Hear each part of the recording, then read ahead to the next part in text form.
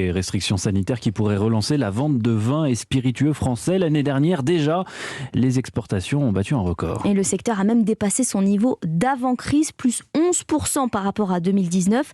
Un plafond lié au changement d'habitude des consommateurs européens ou américains. Plus de temps à la maison, oui, mais avec des produits de qualité, donc français, Aurélien Fleureau.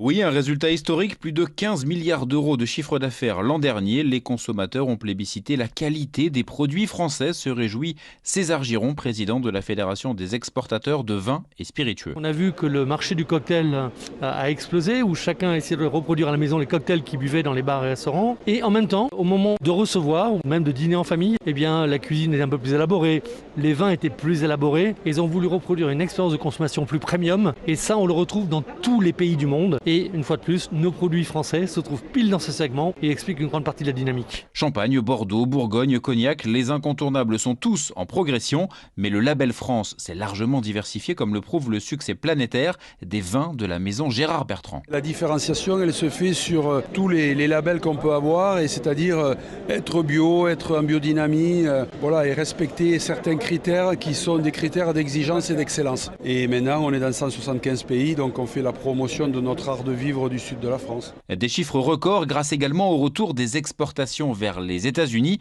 puisque la taxe Trump est suspendue jusqu'en 2026. Aurélien Fleureau du service économie d'Europe.